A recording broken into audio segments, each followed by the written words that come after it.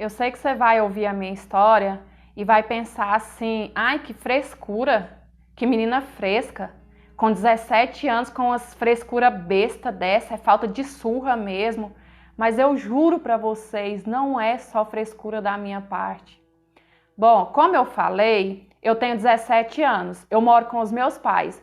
Os meus pais a vida inteira foram casados e hoje em dia mora só eu e eles aqui em casa. E o meu pai, ele foi criado por uma tia, porque a mãe dele faleceu no parto. Então, assim, ele considera essa tia como mãe, ele chama ela de mãe, eu chamo ela de vó, é claro, né? A vida inteira eu conheci ela como vó.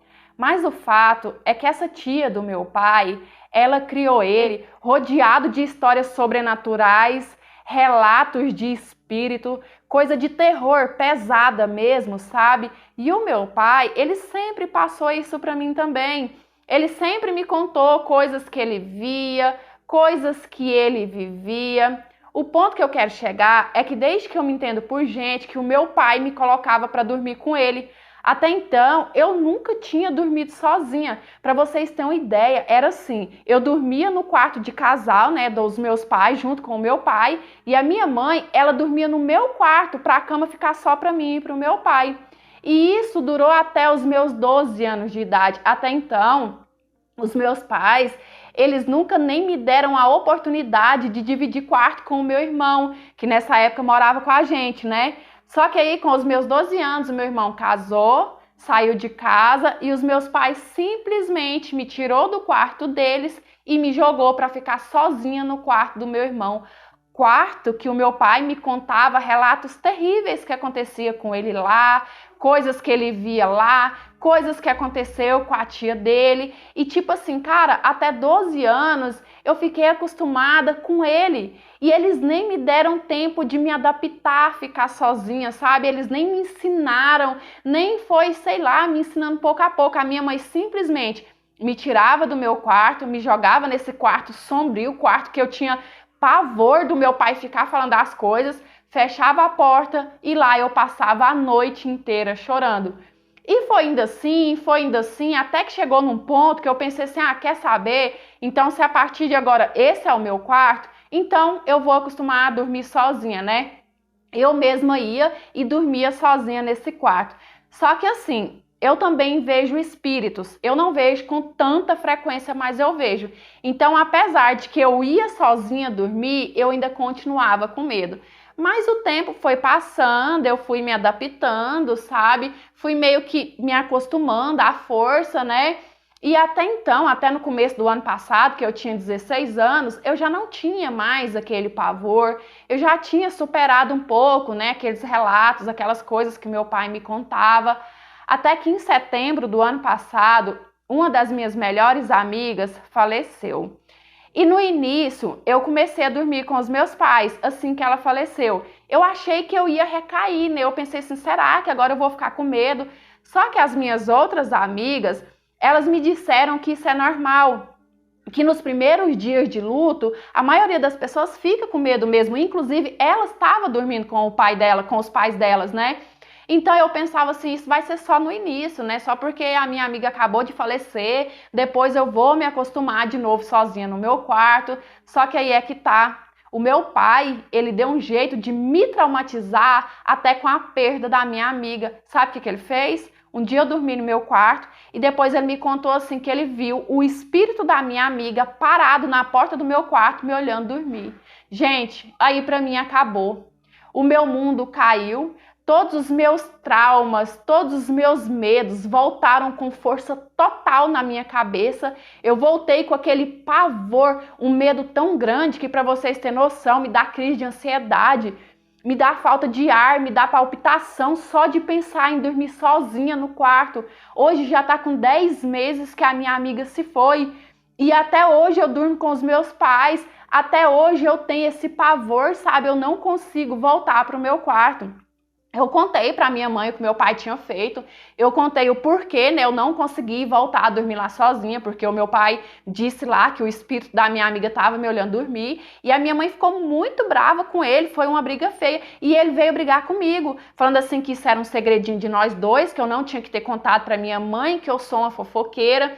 Mas além disso tudo, né, além de já ser humilhante, porque eu tenho 17 anos e ter que dormir com os meus pais, eu ainda tenho que ficar escutando a conversinha picante dos dois à noite, as piadinhas de cunho sexual que o meu pai fica fazendo para minha mãe, e ele fica brigando comigo. Vai dormir no seu quarto, menina, sai e vai dormir no seu quarto.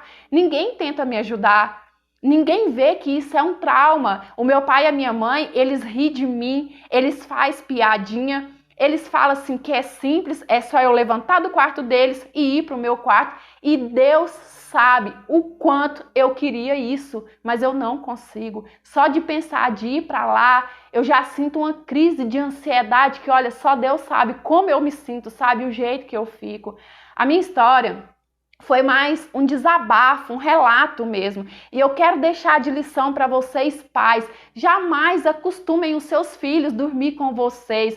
Jamais fica contando história sobrenatural, história de espírito para os seus filhos. E outra coisa também, não acostumem eles a vida inteira com uma coisa e de repente, de uma hora para outra, quer tirar assim, sem mais nem menos, porque não é assim que as coisas funcionam. Eu sigo aqui com 17 anos, dormindo com os meus pais, porque o meu pai, ele me traumatizou de uma forma tão grande que eu simplesmente não consigo superar. Então, se de repente alguém aí tiver um conselho que possa me ajudar, pode deixar aí nos comentários que eu vou ler com muito carinho e eu vou ficar muito agradecida.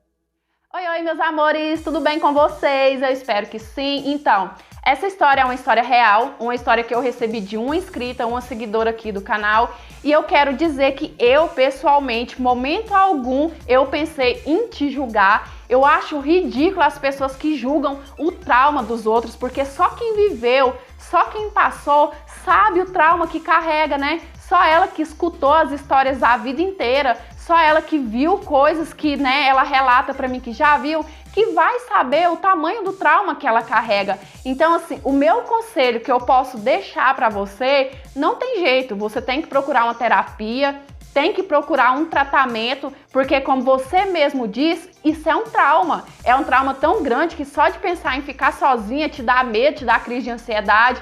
Então, você tem sim que procurar um psicólogo, tem que começar uma terapia. De repente, quem sabe, precisa até de um tratamento psiquiátrico mesmo, mas o importante é que você vá e que você faça um tratamento, tá certo? Eu espero muito que você consiga se recuperar, que você consiga superar esse seu trauma e que você fique bem, tá certo? Muito obrigada pela confiança de ter enviado a sua história. Eu agradeço de coração quem me envia as histórias. É como eu falo, nem sempre dá pra interpretar, porque tem muita história pequena, tem muita história repetitiva, mas eu leio toda, gente, com muito carinho, tá certo?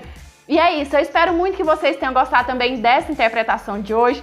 Dê seu joinha, se inscreva, ative o sininho de notificação para o YouTube te avisar quando eu postar a história nova. Siga no Instagram, é esse que tá passando aí na sua telinha, lá eu fico muito mais pertinho de vocês. E se você quiser me enviar a sua história para eu ler, analisar e de repente ela aparecer aqui no canal, é nesse e-mail que tá aí na sua telinha. Lembrando que o canal é interpretação de histórias de vida, não é conto adulto nem nada do tipo, e as histórias que eu interpreto são reais, baseadas em fatos reais e muitas das vezes até fictícias sim. Eu sempre gosto de lembrar, porque a minha intenção aqui não é enganar ninguém, é trazer entretenimento para vocês, uma troca de experiência e muitas histórias deixam uma lição de vida no final, tá certo? E é isso, beijão, fiquem com Deus, fiquem em paz, até os próximos, tchau, fui!